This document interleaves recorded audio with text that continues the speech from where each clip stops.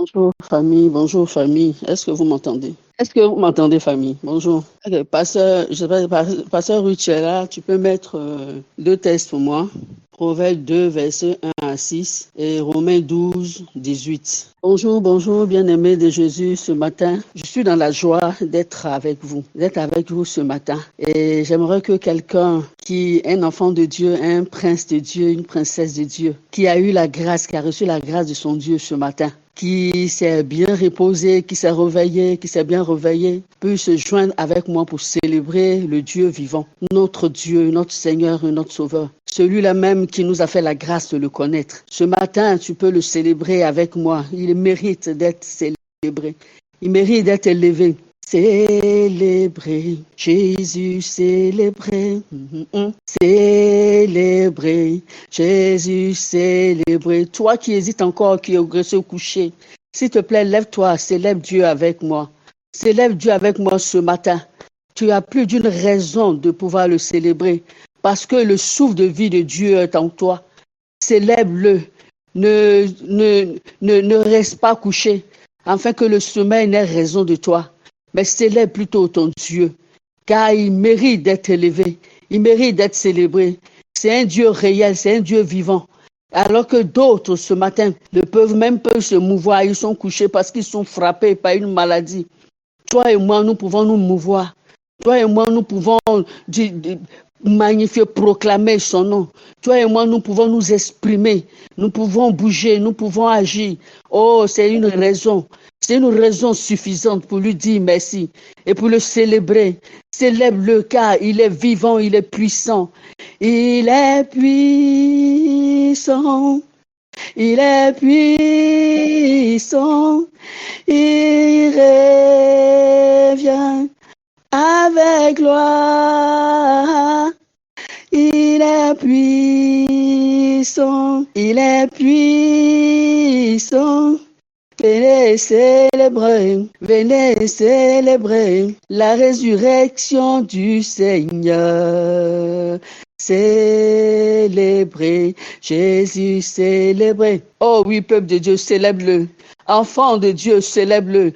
Célébrer, Jésus célébrer. Il est vivant. Il est vivant. Et il revient. Oui, ton Dieu revient bientôt. La Bible déclare qu'il revient pour chercher un peuple qui sera sans tache. Une épouse sans tache ni ride. Une épouse qui s'apprête. Une épouse qui est prête à le recevoir. Et il revient avec gloire. Il est vivant. Oh, il est puissant. Venez et célébrons. Venons et célébrons tous ensemble ce Dieu-là. Venons et célébrons la résurrection du Seigneur. Oh, ce matin, tu n'as pas reçu de nouvelles, aucune nouvelle ne t'est parvenue. Ce matin, aucun coup de fil ne t'est parvenu pour t'annoncer une mauvaise nouvelle. Oh, c'est une raison pour lui dire merci. Proclame-le, dis-lui merci. Merci pour ce qu'il a fait dans ta vie. Proclame-le, dis merci pour ce qu'il fait dans ta vie, ce qu'il fait dans ta famille, ce qu'il fait dans ton environnement. Dis merci à ce Dieu merveilleux-là. Dis-lui merci parce qu'il mérite cela. Il mérite cela car c'est ce Dieu qui veille sur toi. C'est ce Dieu qui prend soin de toi. Mais il prend soin de ceux que tu aimes. Il prend soin de ta famille. Il prend soin de tes parents. Dis merci à Dieu pour ta famille. Dis-lui merci pour tout ce qu'il fait. Pour la protection, pour la santé, pour la nourriture, parce qu'il pourvoit à tous vos besoins. Dis-lui merci simplement. Dis merci à Dieu. Oh Seigneur, je veux dire merci à ce Dieu-là. Ce Dieu qui est mon Dieu. Il est mon créateur, il est mon Seigneur, il est mon maître, il est mon Seigneur, il est mon sauveur. Mais il est celui qui pourvoit à tous mes besoins, celui qui prend soin de moi. Sa main puissante est toujours à l'œuvre dans ma vie. Et chaque instant, chaque jour est une grâce. Lorsque je fais un pas, un nouveau jour se lève sur moi, Seigneur, c'est une grâce. Et je ne peux que te célébrer, te dire merci parce que tu es Dieu. Seigneur, lorsque je peux me lever, je puis me lever de mon lit. C'est une grâce de ta part. Et Seigneur, c'est une raison pour moi pour te célébrer, pour te chanter, pour te proclamer. Sois béni, sois glorifié, sois élevé. Oh, qui peut encore dire que tu n'es pas Seigneur? Jésus, mon Rédempteur. Alléluia. Devant toi, tout genou fléchira. Amen. Ô roi vêtu de gloire. Seigneur mon Dieu qui est grand, ainsi y a un Dieu comme toi, toujours prêt à me sauver, à me bénir. Il n'y a que toi, seul Jésus-Christ. Oh, est-ce que tu peux chanter avec moi?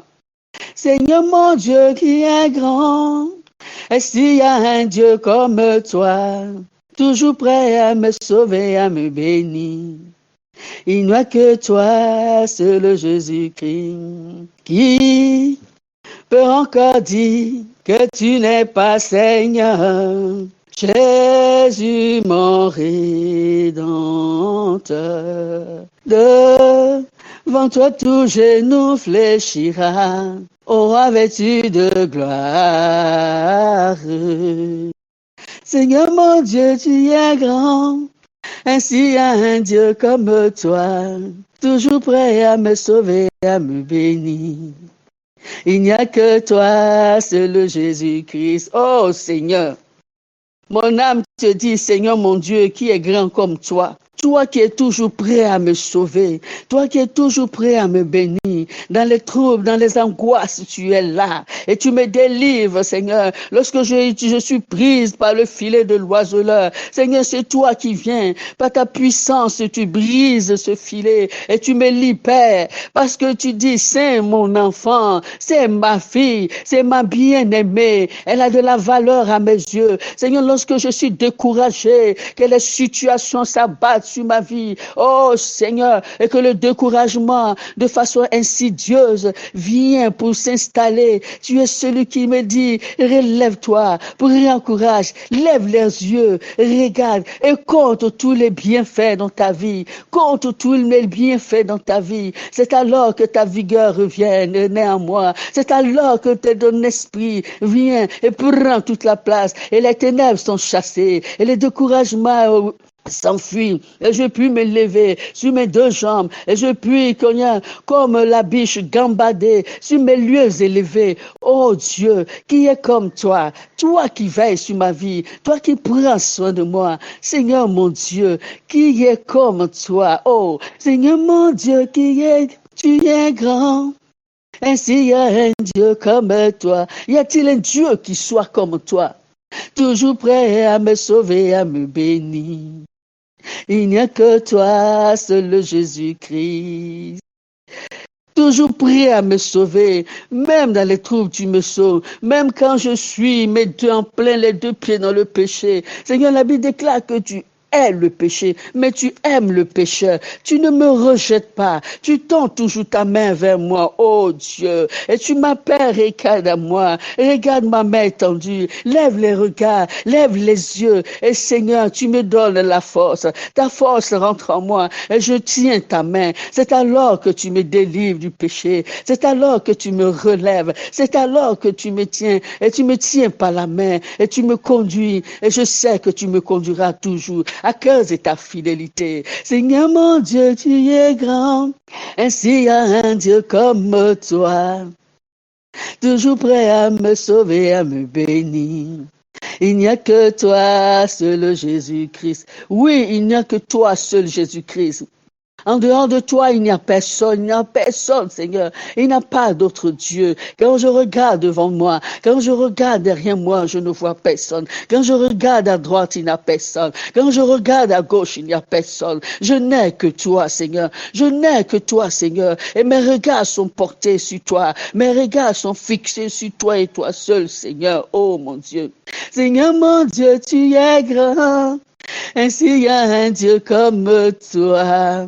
C'est Dieu qui ne rejette pas. C'est Dieu qui n'abandonne pas. qui manifeste toujours sa bonté, sa fidélité. Ce Dieu-là qui a toujours les regards sur son enfant. Quand il a porté son regard plein de miséricorde sur toi, quand il a eu compassion de toi, il ne peut détourner son regard. Et toujours ses yeux sont sur toi. Oh, Seigneur mon Dieu qui est grand, ainsi il y a un Dieu comme toi. Alléluia. Toujours prêt à me sauver, à me bénir.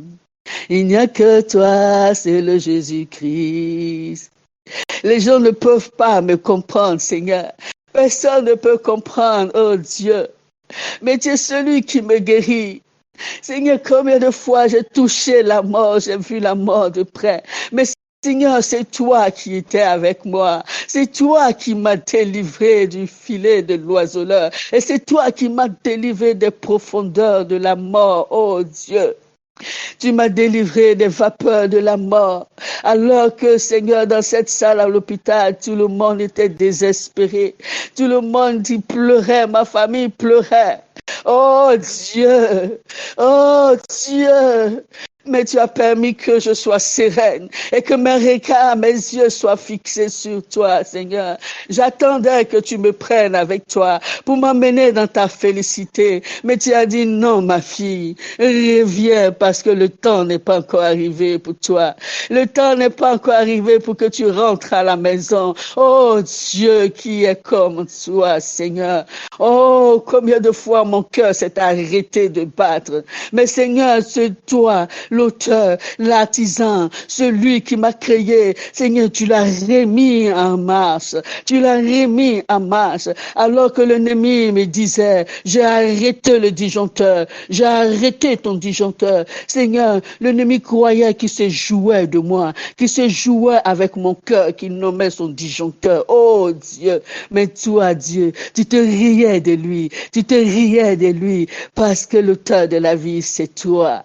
C'est toi l'auteur de ma vie. C'est toi mon Dieu. C'est toi mon Seigneur. C'est toi mon Père. Seigneur mon Dieu, tu es grand. Ainsi y a un Dieu comme toi. Oh papa, toujours prêt à me sauver, à me bénir. Il n'y a que toi, c'est le Jésus-Christ. Oh, est-ce que quelqu'un peut se disposer à adorer ce Dieu merveilleux, car il mérite d'être adoré. Ce Dieu grand, ce Dieu qui fait tellement de choses pour nous.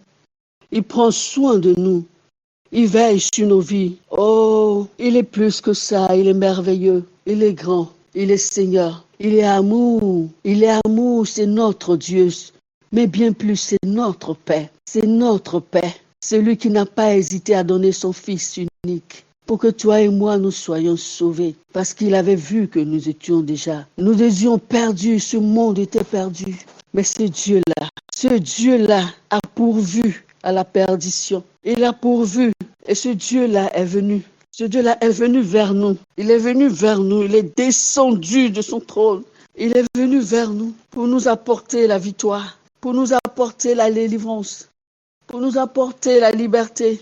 Oh Seigneur, qui est comme toi, magnifique en sainteté, digne de louange, digne d'adoration, qui est comme toi Seigneur. Oh Éternel, qui est comme toi Seigneur, mon Dieu, qui est grand comme toi, Dieu vivant, Dieu Seigneur, Dieu réel. Mon âme te loue et te bénit. Mon âme n'oublie aucun de tes bienfaits, parce que tu es Dieu, parce que tu es vivant. Qui est comme toi parmi les dieux, ô Éternel, qui est comme toi, magnifique en sainteté, digne de louange, qui est comme toi, magnifique en sainteté, ô Père des prodiges. Ô Éternel, tu es Dieu tout-puissant. Ta gloire reste au-dessus des cieux. Qui est grand, Éternel, tout tout-puissant, tout en toi est merveilleux. Ô Éternel, qui est comme toi parmi les dieux, ô Éternel, qui est comme toi, Seigneur? Qui est comme toi, magnifique en sainteté, digne de louange. Qui est comme toi, magnifique en la sainteté, opérant des prodiges.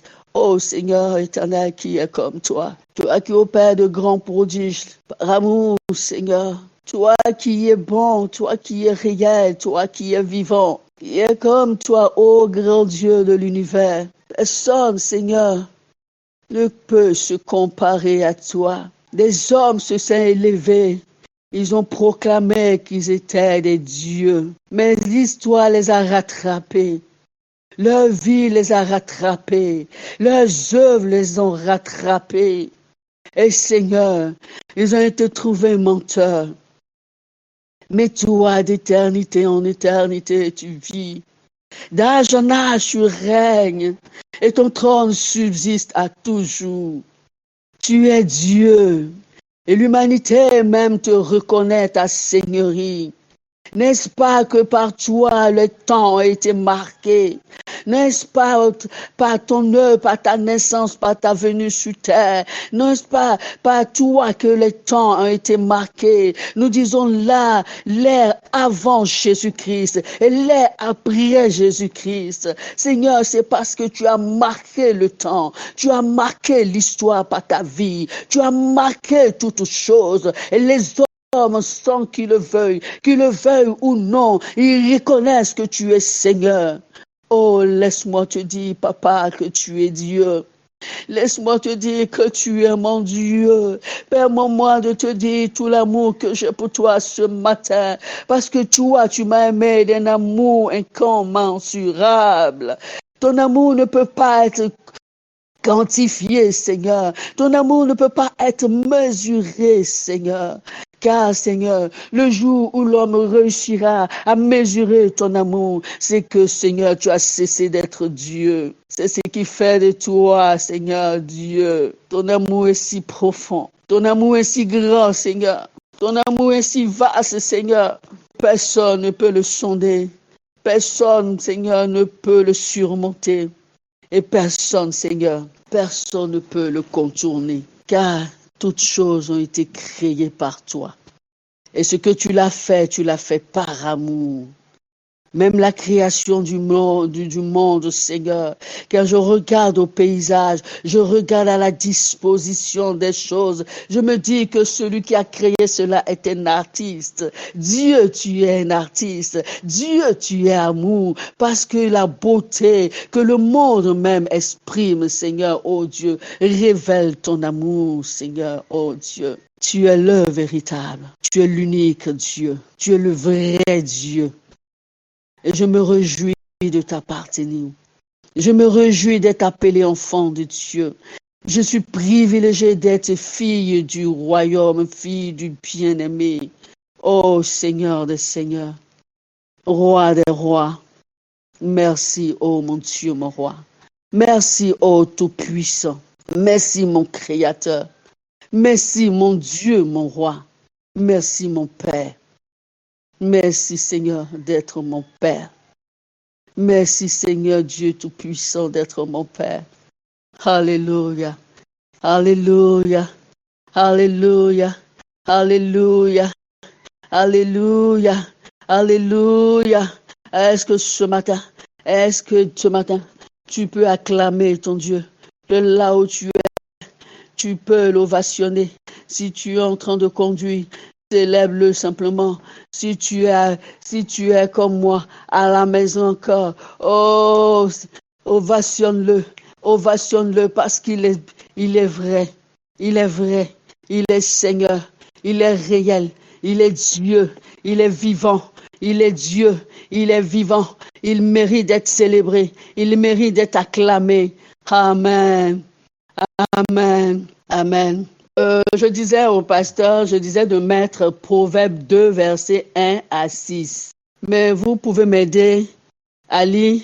Est-ce que quelqu'un peut m'aider à lire Proverbe 2, versets 1 à 6? Proverbe 2, versets 1 à 6. Je lis la parole du Seigneur. Mon fils, si tu reçois mes paroles et si tu gardes avec toi mes préceptes, si tu rends ton oreille attentive à la sagesse, et si tu inclines ton cœur à l'intelligence, oui, si tu appelles la sagesse, et si tu élèves ta voix vers l'intelligence, si tu la poursuis comme l'argent, si tu la poursuis comme un trésor, alors tu comprendras la crainte de l'Éternel et tu trouveras la connaissance de Dieu. Car l'Éternel donne la sagesse, de sa bouche sortent la connaissance et l'intelligence. Amen. Tu peux prendre aussi Romains 12, verset 18. Romains 12, verset 18. Romains 12, verset 18. S'il est possible, autant que cela dépend de vous, soyez en paix avec tous les hommes. Amen. Amen. Amen. Bien-aimé, je te salue dans le merveilleux nom de notre Seigneur Jésus-Christ. Et je suis contente d'être avec toi. Je suis contente que tu sois avec moi. Et je suis contente parce que je sais que le Saint-Esprit nous a déjà précédés sur cette plateforme. Nous sommes dans une logique de 90 jours de jeûne. Et nous avons fini une grande partie. Et nous avons entamé la seconde partie. Nous sommes dans une nouvelle saison. Et dans cette saison, le thème qui m'a été donné de développer aujourd'hui, c'est une nouvelle sagesse pour rechercher la paix avec tous. Bien-aimé, la sagesse est très importante. La sagesse, elle régit beaucoup de choses. Mais Dieu nous parle aujourd'hui d'une nouvelle sagesse. Et je veux dire quoi? Si par le passé, nous avons appréhendé les situations de telle ou telle façon, et par ces temps présents, le Saint-Esprit nous encourage à agir. Le Saint-Esprit nous encourage aujourd'hui à répondre ou à faire avec lui et par lui et à faire avec sa lumière. Nous devons donc rechercher pour ce faire. Nous devons donc rechercher une intelligence nouvelle, une intelligence éclairée. Et je dirais une intelligence qui est imprégnée par la révélation de Christ, de sorte que nos comportements, nos attitudes, nos langages, toutes ces choses seront dictées par le Saint-Esprit. Et ainsi, ces choses pourront glorifier Dieu. Et nos vies pourront glorifier Dieu. Donc, par nos comportements, que si par le passé, on a agi par nous-mêmes, on a fait les choses par nous-mêmes, on a recherché, j'allais dire peut-être une sagesse humaine qu'on a appliquée. Mais c'est temps présent. Le Saint-Esprit veut composer avec nous. Le Saint-Esprit veut faire toutes choses avec nous. C'est-à-dire ce que nous faisons, ce que nous aurons à faire, ce que nous aurons à dire. Le Saint-Esprit veut avoir sa part dedans. Le Saint-Esprit ne veut plus que nous fassions les choses par nous-mêmes, mais que nous fassions les choses avec lui et par lui. Car la Bible déclare que tel le Seigneur est, tel nous sommes. Mais la vérité, ce n'est pas ce que nous sommes.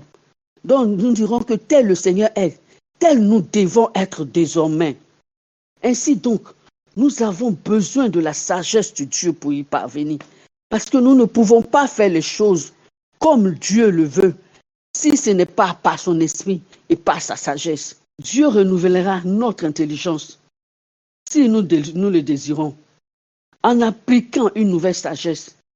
Si et seulement si Dieu voit ses intérêts, et s'il voit les intérêts du royaume, et si les intérêts du royaume sont en jeu. Parce que Dieu fait les choses tout simplement parce que lui, lorsqu'il voit que ses intérêts sont en jeu, il fait, j'allais dire qu'il le fait rapidement. Bien aimé, si toi, tu appliques à rechercher la sagesse de Dieu, tu t'appliques à rechercher une nouvelle sagesse de Dieu, dans le but des intérêts de Dieu, tu verras que Dieu aussitôt va le faire il va appliquer sa nouvelle sagesse, il va te venir en aide, il va te donner cette nouvelle sagesse, il va te donner tout ce dont tu as besoin, afin que son royaume puisse grandir, son royaume puisse aller de l'avant, parce que ses intérêts, lui, Dieu, seront en jeu. Bien-aimé, qu'est-ce qu'on attend par une nouvelle sagesse? Je ne veux pas entrer dans trop de détails parce que notre mamie nous a déjà défini ce que c'est que la sagesse, et long en large. Elle nous a déjà donné des éléments merveilleux de la sagesse. Elle allait en profondeur parce qu'elle nous a parlé par rapport au royaume. Mais ce matin, je vais simplement juste te rappeler, je veux te rappeler une chose, que la sagesse est pratique avant tout. Je dirais que la sagesse n'est pas statique. La sagesse est active. La sagesse, c'est donc l'art de réussir et de faire des plans pour obtenir des résultats désirés. Bien-aimé, la sagesse est l'un des attributs du Messie. Tu peux le voir en Ésaïe 11, verset 2. La sagesse suprême, lui, elle appartient à Dieu. Tu peux voir cela en Daniel 2, verset 2. La sagesse dont il est question ici inclut la connaissance de toutes choses et le contrôle des événements matériels et historiques. Je dirais que nous avons tous besoin de la sagesse, c'est-à-dire toute personne vivant sur terre, que tu sois enfant de Dieu, que tu sois chrétien et que tu sois non chrétien, tu as besoin de la sagesse. La sagesse est un besoin. Un peu comme nous avons besoin de l'air pour respirer. En tant qu'enfant de Dieu, nous avons besoin de la sagesse pour marcher et pour réussir notre vie chrétienne. Nous le savons certainement que c'est par la sagesse que le monde a été créé. Donc, la sagesse, si le monde a été créé par la sagesse, nous, en tant qu'enfants de Dieu, nous devons appliquer la sagesse à tous les domaines de notre vie, à tous les domaines de la vie, ainsi qu'à tous les secteurs d'activité. La sagesse, la vie que nous vivons a besoin de la sagesse.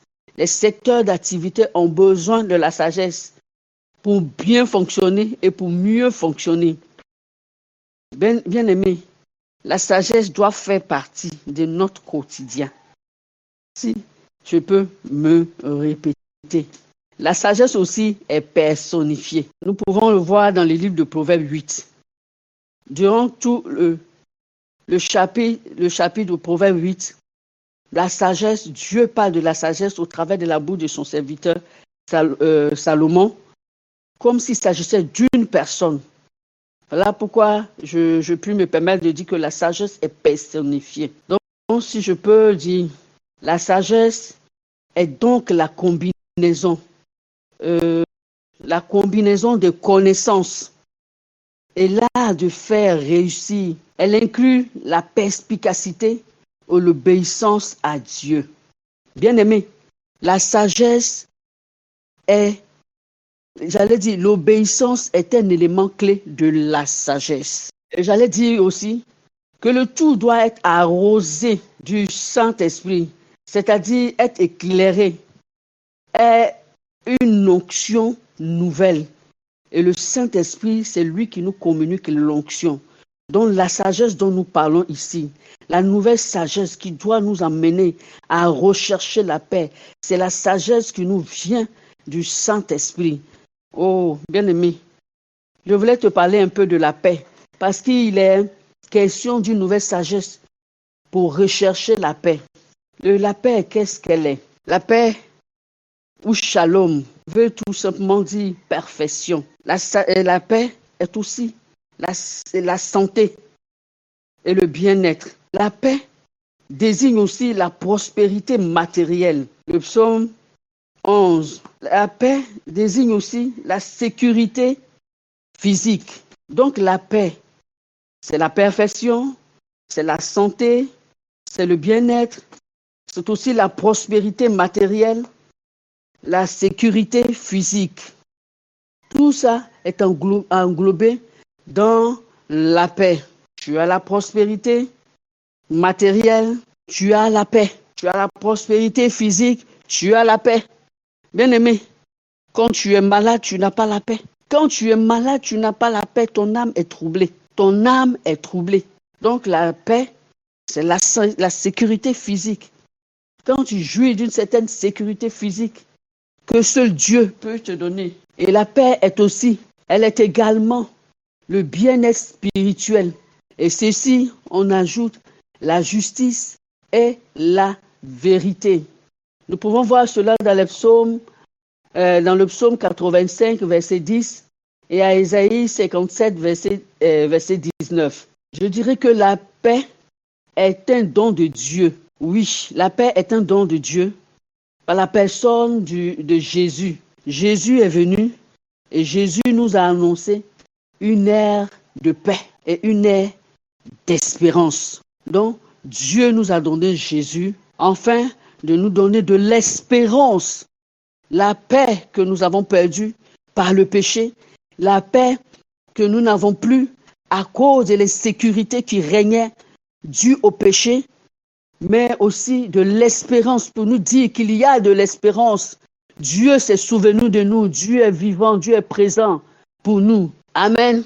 Notre Jésus a conféré la paix à ses disciples. Il a dit paix sur vous. Luc 7, verset 50. Et s'il a donné la paix à ses disciples, cette paix aujourd'hui, nous jouissons d'elle aussi, parce qu'il nous l'a donnée à nous aussi. Bien-aimés, désormais, à cause de la paix que le Seigneur nous a donnée, nous avons la paix du cœur. C'est-à-dire, nous n'avons plus de lutte, nous n'avons plus de lutte dans nos cœurs, nous ne nous sommes plus troublés, les troubles qui sont liés à la vie. Et bien-aimé, si véritablement tu as donné ton cœur à Jésus, quand tu as des situations qui viennent dans ta vie, tu n'es pas troublé. Parce que la paix de Dieu est déjà là. C'est pourquoi c'est un don. C'est un don. Cette paix-là, tu la reçois par ton acceptation de la personne de Jésus, qui est le don de Dieu. Et parce que tu as reçu Jésus, tu as cette paix en toi désormais. Et tu n'as plus de lutte, tu n'as plus de trouble. Tout ce qui est lié à la vie, les inquiétudes de la vie, bien aimé, tu n'as plus à avoir des inquiétudes de la vie. Dieu même a dit dans sa parole, est-ce que par des inquiétudes, vous pouvez augmenter un iota de vos cheveux? Donc, désormais, tu n'as plus à lutter, tu n'as plus à être troublé, parce que tu sais que tu as accepté Jésus. Et Jésus t'a apporté son shalom. Jésus en venant en toi, Jésus en venant habiter en toi, avec le Père, le Saint-Esprit, il t'a apporté le shalom qui est la paix de Dieu. Tu as ça en toi. Donc finis désormais les luttes, finis désormais les troubles. Bien-aimé, finis les troubles parce que tu as Christ en toi, tu as le shalom de Dieu en toi. Et pour finir, la paix, Christ nous a donné la paix entre nous les hommes. Il a dit que la paix soit avec vous. La paix entre nous les hommes. Et cette paix est notre responsabilité. Cette paix est notre responsabilité en tant qu'homme, en tant qu'enfant de Dieu, en tant que fils et filles du royaume. C'est nous qui devons nous tenir dans cette responsabilité pour faire la promotion du royaume. Et c'est de cette paix qu'il est question, de la rechercher, la paix avec tous. Et si je peux me résumer, je dirais que c'est une nouvelle sagesse que nous devons rechercher pour la paix avec tous. Et cette sagesse implique la connaissance de Dieu. Et cette connaissance, nous l'avons à travers sa parole. Cette sagesse implique la connaissance de Dieu. Mais elle est aussi là de faire réussir les plans, de faire réussir les projets, les techniques. Elle allie les plans, les projets, mais aussi les techniques dans le but d'obtenir la paix ou de la faire réussir. Et cela revêt de la responsabilité de l'homme, car Jésus nous a déjà donné son esprit. Et il nous a donné aussi sa parole, qui est notre boussole, qui est notre lumière, qui est notre référence. Et la nouvelle sagesse est tout simplement, j'allais dire, la sagesse qui est révélée. Donc, une sagesse qui nous vient du Saint-Esprit. C'est le don, je me répète encore, je le dis, que c'est le don que le Saint-Esprit nous fait. Bien-aimé, désormais, finis la lutte en toi. Et je pourrais dire que cette nouvelle sagesse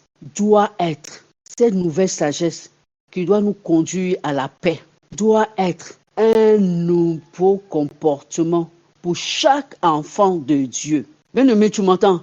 Un nouveau comportement pour chaque enfant de Dieu. Un style de vie que toi et moi, nous devons adopter. Bien-aimé, cette nouvelle sagesse dans sa pratique implique donc un changement de mentalité, un renouvellement de notre intelligence. Bien-aimé, tu dois demander à ton Dieu, chaque jour que Dieu te donne, tu dois pouvoir prier pour demander au Saint-Esprit de renouveler ton intelligence et de changer ta mentalité, de te donner une nouvelle façon de voir, de comprendre ces choses. Pour cela, il convient que nous puissions renoncer à nous-mêmes. Oui, tu dois renoncer à toi-même, renoncer à tes désirs, et renoncer à tout ce que tu appelles bien, tes biens personnels. Je ne veux pas parler des biens matériels, s'il te plaît,